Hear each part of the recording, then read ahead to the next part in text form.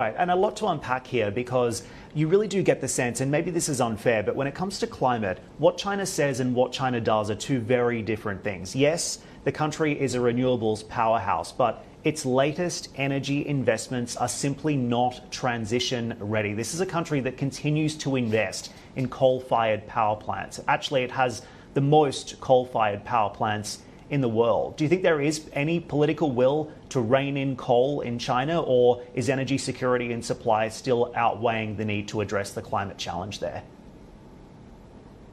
Yeah, like you said, I mean, China does have a mixed record. It accounts for over half of the renewable energy investment globally. Last year, it's the largest. It has the largest solar capacity that the world combined. But at the same time, like you said, China is host to 3/4 of the world's coal power plants. And we also saw record levels of coal power plants approval last year, the highest since 2015. And a lot of this is driven by Beijing's political priority to safeguard national security, and a large part of it is energy security, and coal still being the most abundant and secure energy resource in China. And it's also supercharged by a number of factors.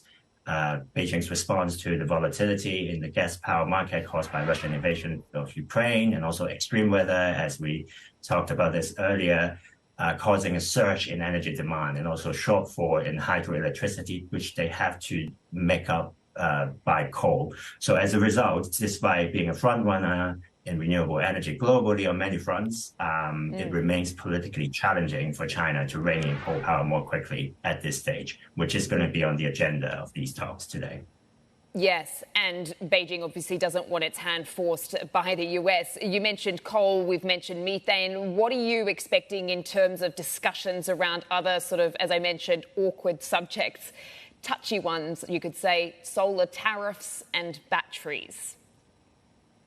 Yeah, so in terms of solar tariff and batteries, China has, made its position very clear. It says that these are protectionism disguised as climate measures. So, I mean, China is definitely against that.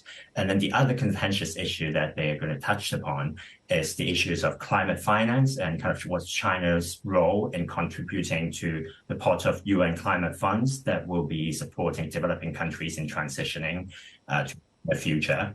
So I think that is also one of the things that they're going to touch upon. And China has been, have made the decision clear that as a developing countries, it shouldn't be contributing to those funds. But we'll see how the discussions pan out.